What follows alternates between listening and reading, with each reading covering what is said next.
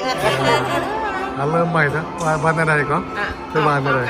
มังกะลาบามังไม่ใช่เมงมังนี่เป็นกะละมังเมงกะลาบายินดีต้อนรับนะคะสู่ประเทศไทยอำเภอแม่สอดจังหวัดตากค่ะวันนี้ก็มีลายชนเผ่าเนาะลายชนเผ่าค่ะมีปากกะยองกะเลียงอันนี้มันมงเนาะ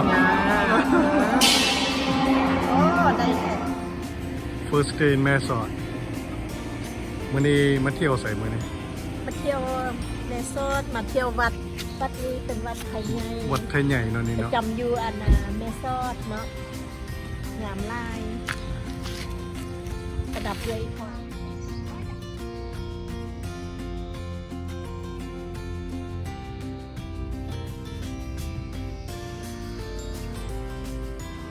So this is good size. It looks like about say 10 feet, 12 feet high. Huh.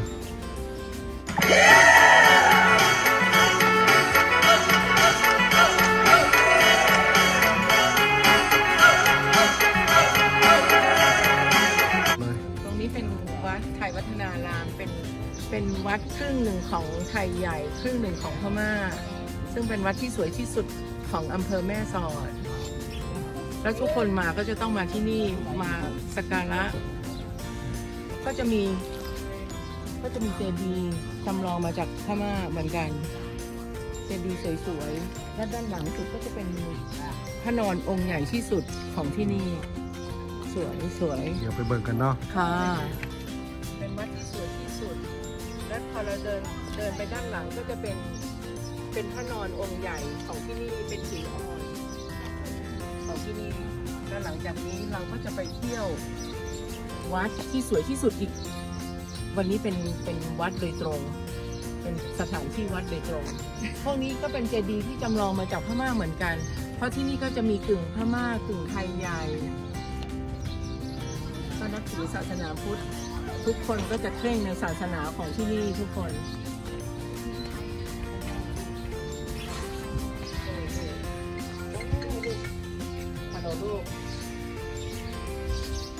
เป็นอะไรงามบ่ดีใจบ่มาเที่ยวสมนำกันเลยมาเป็นแล้วได้แดดจังฮ้อนนิดนึงเนาะวันนี้เนาะฮ้อนแดดเนาะแต่ว่าอากาศก็ดีอยู่ I'm amazed by the size of this Buddha statue. Look at this. It's called Laying Buddha. 93. They say 93 feet, so which is about your elbow to your tip of the finger. That should be a little bit more than a foot, but that's big. Look at that. And this is made out of limestone.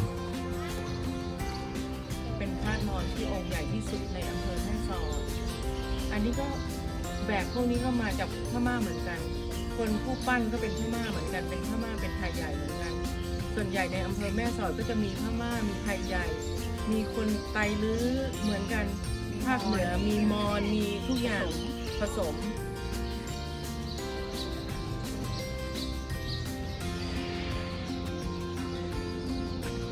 ห้วยสายนี่ก็คือฝั่งนู้นใช่ไหมคะฝั่งเอาไปเป็นจากสิ่งใหญ่เนี่ยได้ลูกปันได้ใช่ว่าตามมาไหมไปลูกปันตามแม่ขอกินน้ำหน่อย It's made out of brass and riveted together. You can see rivets here. So that's why it's so shiny. And not just here. You see this lion? So this lion is guarding the temple, and you can see that wall that they're building is the same thing. It's made out of brass, riveted to the wall. It's unique. Look at this. I stumbled into a work in progress here. It looks like they are building another lion. So you can see the structure inside. So you have the frame, and then they rivet the brass sheet to the frame. So, and that's it, and it's done. they use a pole rivet on this one, and they use utensil. Pretty straightforward. You got shear, cutter, and angle grinder, rivet gun. That's it. So look at that. Interesting. Don't need to paint, but I think the main part of this is the frame. So this is good size. It looks like about say 10 feet, 12 feet high. This is the material that they use. It's a stainless steel. It's a plated stainless steel. So they plated one side with a shiny color, shiny brass color.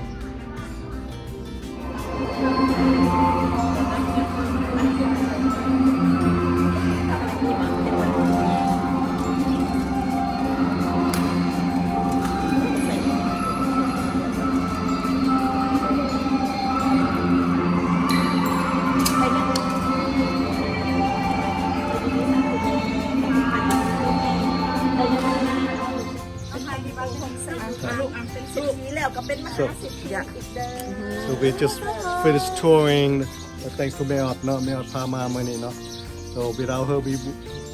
won't be able to see all of this and understand all of this. So thank you, Mae Sot. You're welcome. So hope the next clip. Okay, see you next clip. Yes. Okay. Bye. Bye.